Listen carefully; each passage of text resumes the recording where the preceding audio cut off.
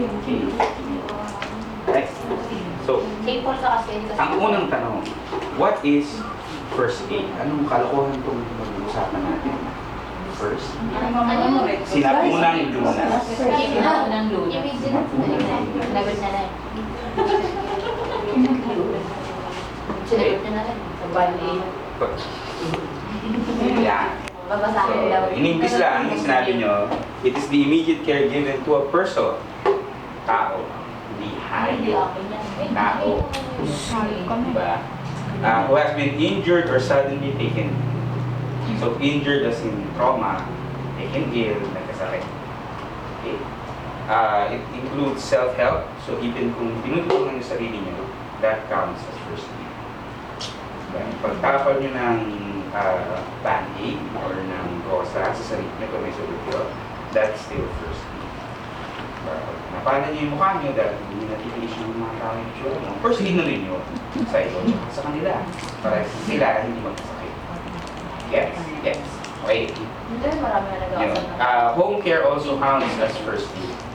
So even yung mga home remedies, that's also first aid. Okay, so if medical assistance is not available or delayed, what you do or you give to yourself, first aid. Okay.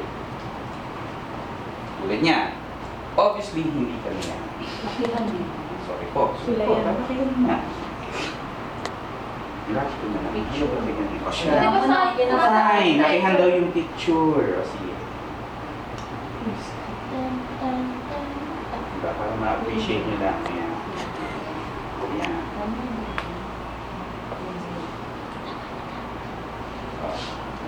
Yan. Hindi kami yan. Kaya gusto din ni Karosyo kasi. Wow. So, tingnan mo, hindi na kayo ngayon, pinalaki. Stahin, ano? Kaya pinalakihan eh. May question Ako sa yan, dyan. tinapalan ng Okay. So, objectives of first aid. Ano ba yung hinahabol natin? Paano bibigay tayo ng first aid? Or pag tayo mismo bibigyan ng first aid? Okay? Oops. First is to alleviate suffering. Red Cross. Right pa siya. Kasi, to alleviate suffering. Diba? Prevent added or further injury or danger. Ito nga yung magbibigay ng tulong. Ha? Injured na yung tao. Bakit mo tulong yung tao? Injured. Ikaw yung sagot. Ikaw yung tumutulong. Diba? Kung may nakatulog na sa tao, bagamat gusto mong tulungan, pero pag hihilahin mo, lalong babaon yung nakatusok sa kanya. Tusukin mo tuluyan na. Tama. Galing.